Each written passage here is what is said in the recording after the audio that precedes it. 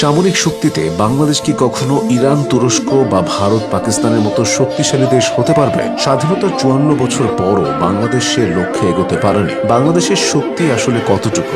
যদি বিগত কিছু বছরের সঙ্গে তুলনা করা হয় তাহলে এটা স্পষ্ট যে বাংলাদেশের সামরিক শক্তি বাড়ছে। 2018 সালে সামরিক শক্তিতে বাংলাদেশের অবস্থান ছিল 58তম। 7 বছর পর বাংলাদেশের অবস্থান এখন 37তম। সামরিক সক্ষমতা বাড়াতে বাংলাদেশ বিভিন্ন সময় রাশিয়া, চীন, তুরস্ক সহ নানান দেশ থেকে সামরিক সরঞ্জাম কেনে। বাংলাদেশ বিমান বাহিনীর বহরে 212টি বিমান আছে। এছাড়া তাদের হেলিকপ্টার রয়েছে 73টি। এর মধ্যে রাশিয়ার MI সিরিজের 36টি হেলিকপ্টার আছে। সাথে যুক্তরাষ্ট্রে নির্মিত সেসনা, বেলের বিভিন্ন মডেলের হেলিকপ্টার আছে 24টি। এর পাশাপাশি ফ্রান্স ও ইতালি থেকে কেনা কিছু প্রশিক্ষণ বিমান ও হেলিকপ্টারও ব্যবহার করে বাংলাদেশ। আধুনিক প্রতিরক্ষা ব্যবস্থায় ড্রোন অত্যন্ত গুরুত্বপূর্ণ। বাংলাদেশের সামরিক বাহিনীর কাছে 44টি ড্রোন রয়েছে বলে জানাচ্ছে ওয়ার পাওয়ার বাংলাদেশ। এর মধ্যে 36টি স্লোভেনিয়ায় নির্মিত ব্রাভোর C4I। তুরস্কের তৈরি বাইরাক্তার TB2 আছে 6টি। এছাড়া ইতালির সিলক্স ফ্যালকো সিরিজের 2টি ড্রোন আছে বাংলাদেশের বহরে। এবার নৌবাহিনীর শক্তি দেখা যাক। বাংলাদেশ নৌবাহিনীর কাছে